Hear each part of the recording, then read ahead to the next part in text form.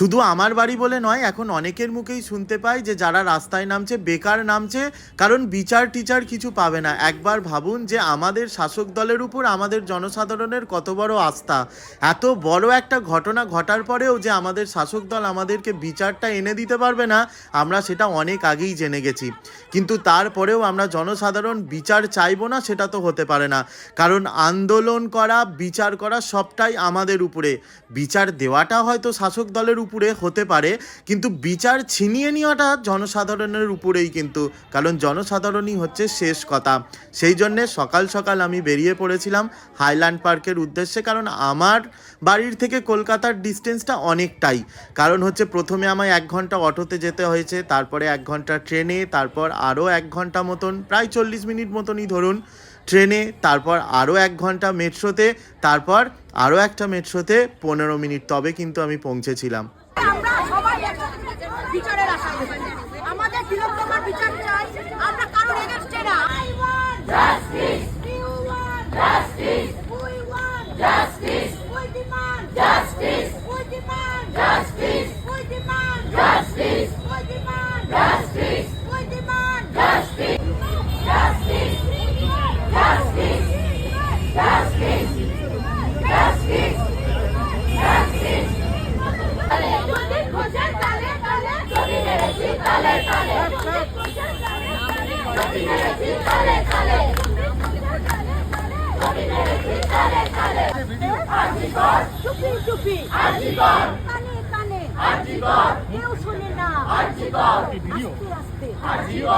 একটু জোরে, আরেকটু জোরে, জোরসে বলো, আরো জোরে, সবাই শুনো, দেশ শুনো, রাজ্য শুনো, সবাই শুনো।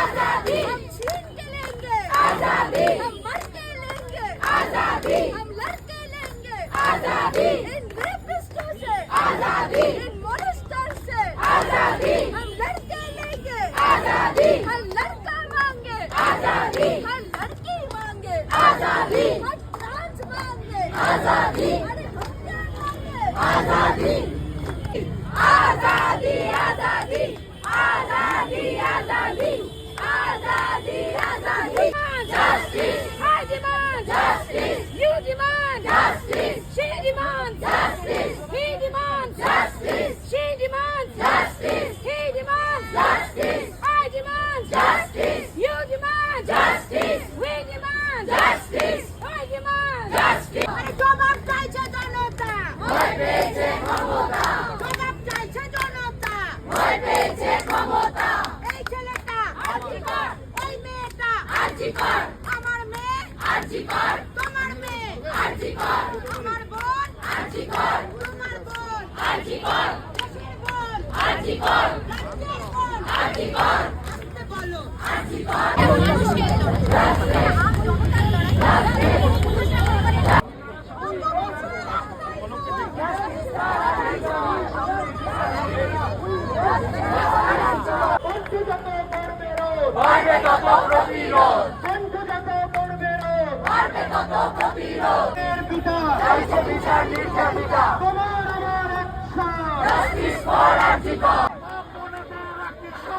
Justice for Arjikar! Justice for Arjikar! Justice for Arjikar! Justice for Arjikar! Justice for Arjikar! Justice for Arjikar! Justice for Arjikar!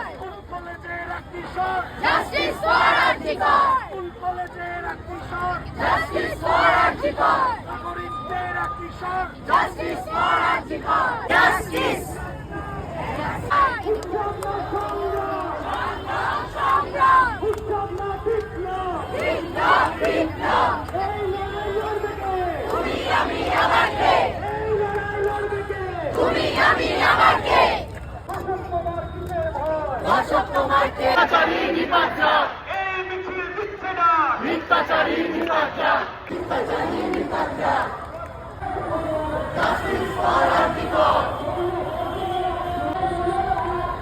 Justice for Arjikar!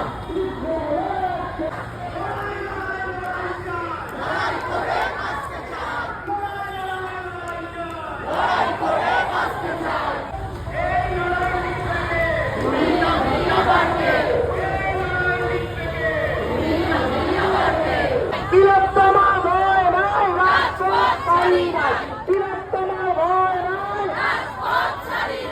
তিলোত্তমার ভয় নাই, তিলোত্তমার ভয় নাই।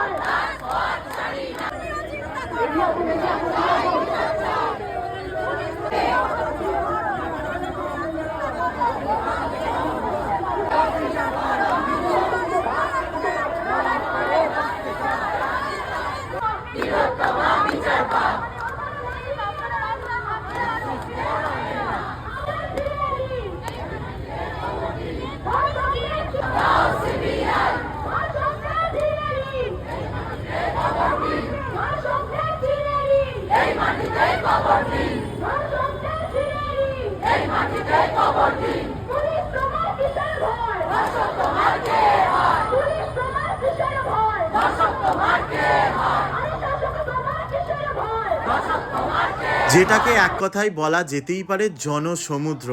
যারা এসেছিলেন তারা তো জানেনই কী অবস্থা হয়েছিল, আর যারা আসেননি এই ভিডিওটা দেখেই বুঝতে পারছেন যে কীরকম একটা হিউজ গ্যাদারিং হয়েছে আজকে। শুধু আজকে বলে নয়, বেশিরভাগ দিনই কিন্তু কলকাতার রাজপথে অগণিত মানুষের ঢল নামছে শুধুমাত্র একটা বিচারের আশাতে।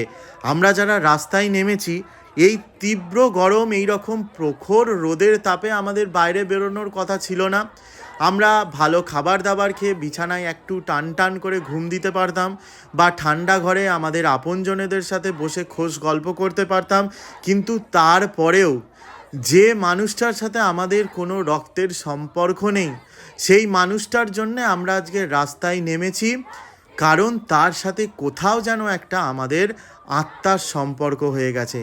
যে হিউজ ভিড়টা আমি আপনাদেরকে দেখাচ্ছি, দেখতে পাচ্ছেন, যেখান পর্যন্ত ক্যামেরার দর্শন, মানে ক্যামেরার দৃষ্টি যত দূর পর্যন্ত যাচ্ছে তত দূর পর্যন্তই কিন্তু একদম মানুষের ভিড়।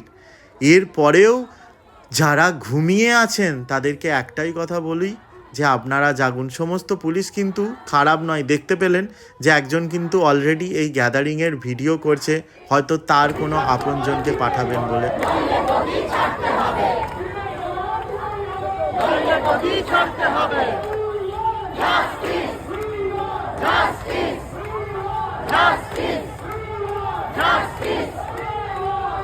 তুমি বিক্রিয়ার, পুলিশ তুমি বিক্রিয়ার, পুলিশ তুমি বিক্রিয়ার। এই মিছিল দিচ্ছে না বিক্ষোভকারী বিপর্যয়। এনারাও কিন্তু আজকে আমাদের সাথে রাস্তায়। এনাদেরকে অনেকেই মনে করেন যে এনারা মানসিকভাবে বা শারীরিকভাবে যে কোনোভাবেই হোক না কেন অসুস্থ, যাদেরকে আমরা প্রতিবন্ধীর আখ্যা দিয়ে দিয়েছি। কিন্তু আমার মনে হয় এরা আমাদের থেকেও অনেক অনেক অনেক বেশি সুস্থ এবং স্বাভাবিক। তোমার কিসের ভয়? তোমার কিসের ভয়?